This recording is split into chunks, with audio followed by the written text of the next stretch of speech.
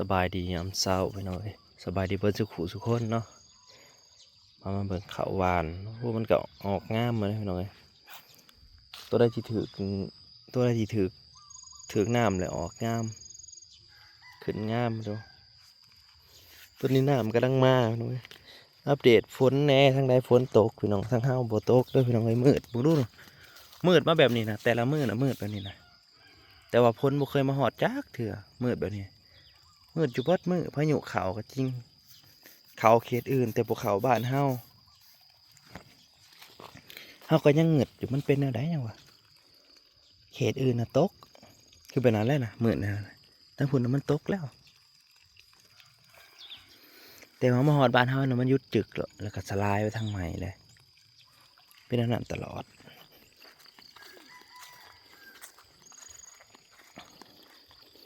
แล้วมาจอบไปเขาวานนั่นแหละพี่น้องเอ้ย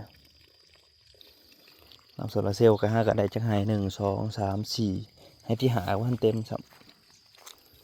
กำลังไหลลงมานี่ก็ได้เป่งจะได้มือละแดดบ่มีมันก็ไหลสำแดดบ่มีอะไรให้เจาะ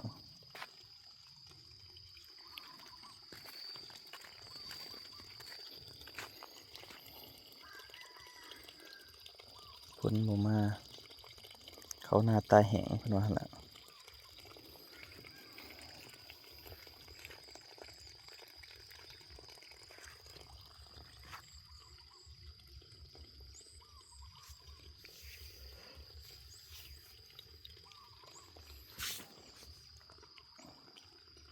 บ่จักลายเห็ดไผก็ได้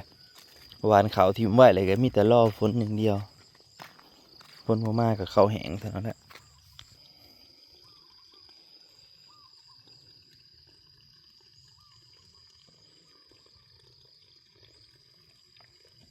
นี่ก็เป่งน้ำไปเรื่อยๆแล้ว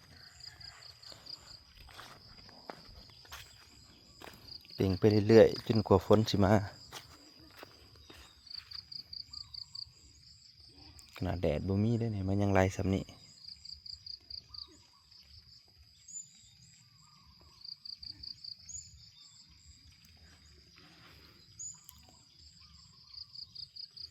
ไอ้รุ่นทอใหญ่ๆเด้ไหลจะตาดแล้ว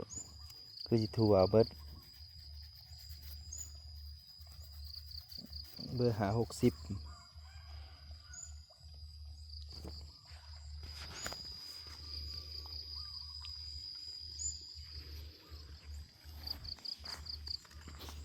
กำลังไหลน้ำก็ไหลพอนี้เลยคู่มือจุกมาใส่น้ำ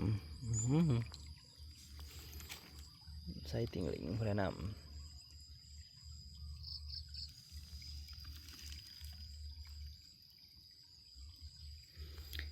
สดชื่นน้ำแต่น้ำโซลาเซลล์อะไรพี่น้องมาเห็นกันเลย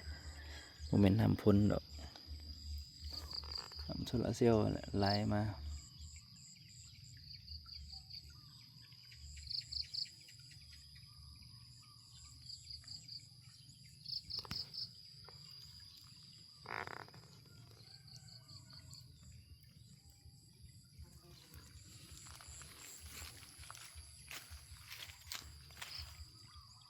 ไหลป้ายทั้งลุ่มก็แห้งหมดแล้วแหละเขาก็ได้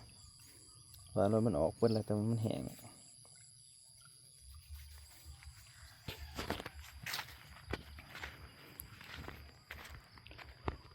ให้จุดยังได้ขนอุกขนเอาทั้งพวกตัวซ้อมมาเคาะก็ให้หน่อยมันเหิมหรือยัง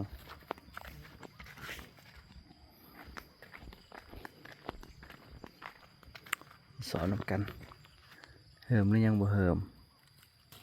หมักหน่อยเป็นไรยังอยู่บางงาเลยบางงากับสุกเลยงานนี่ติเกาสุกเลยได้งานขอก็เหิมแล้วหนึ่งเหิมแล้วเดียวนั่นแหละอีก2-3 ถิดพูดเลยมันจะพอกิน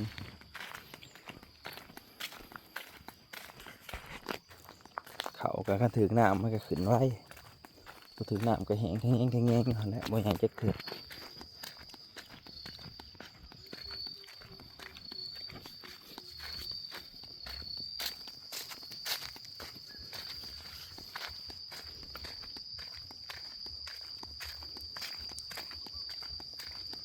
มาเหาะแต่แท่นี่น้ำแท่นี่ก็สิแห้งไปเลยโอ้ยเขาแห้งไปแล้ว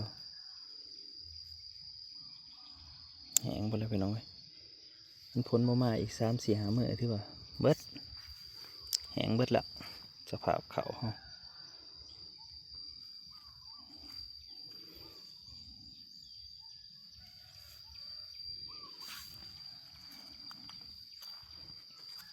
ห้งเบิดเลยเบิดเท่านั้นแหละก็ยังดีอยู่ที่ว่าหวานบ่ได้หลายคันหวานหลายนะโอ้ยไปคิดสภาพน้ำมาบ่ทันนะนี่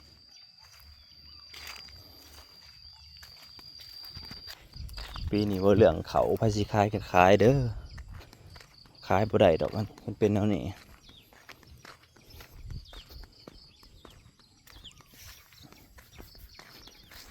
แต่รอดเบิ่งพ้นแล้วพี่น้องยี่คิดว่าจะขายเขานะเขาก็ยังบ่หลายปานใดดอกขายไปก็ยังบ่ได้กินนะขนาดนี้แต่รอพ่อแม่ก็ผูกงัวไว้งัวเขาซื้อเขายังมาทำมาเอาอยู่ให้เขามาเอาละ4 โตนะ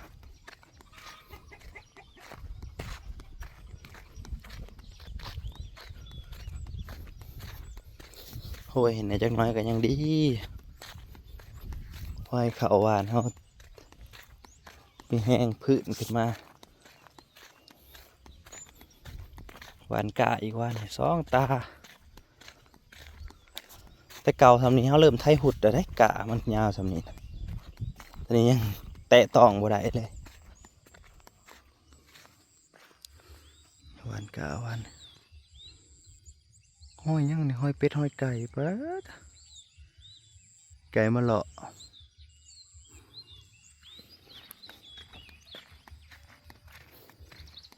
วันจะเป็นอะไรแหละ6 ตาปีนี้เอาสำนี่แหละบ่มีหวานเพิ่มบ่มีหวานอย่างทั้งนั้นออกบ่ออกกับพ่อ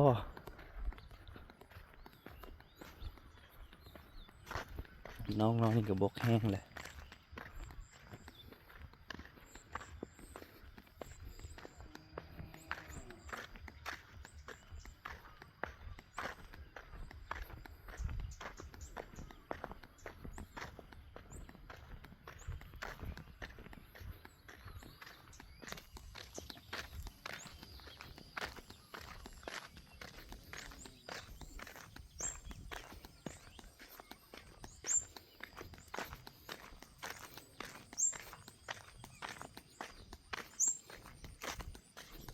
มันกะพี่น้องเอ้ยกะเอาเป็นอะไร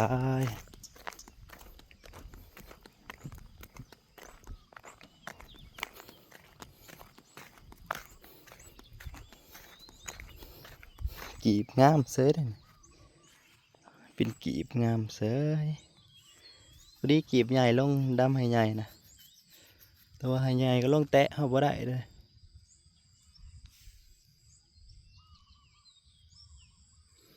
แข็งโหดอันนี้เขาเจ้าก็หวานทิมไว้นี่ได้ดินแข็งหวานเขาทิมไว้ซื่อๆนี่ก็ได้10 กว่าไห่บ่หวานปลาไว้ทิมไว้มียังเกิดเลยนะโอ้กะงามใบอยู่ได้พี่น้อย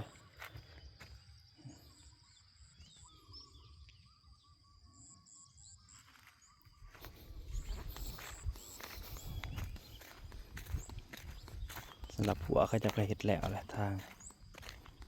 ยังแต่ตีน้ำมักจับ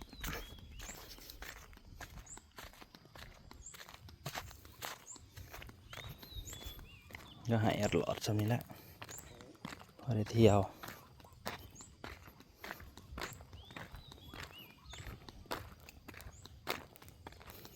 ถนนหนทางโอ้ ห้องจิดาวนี่แหละทำนี่แหละพี่น้อง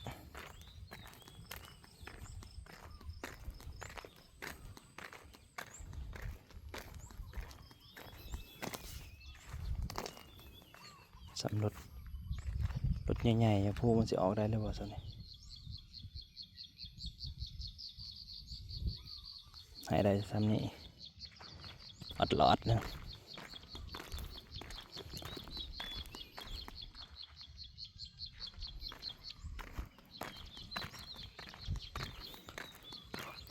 ขอบคุณหลายที่มารับชมไปนะเลยขอขั้นใหม่คลิปหน้าขอบคุณทุกกำลังใจ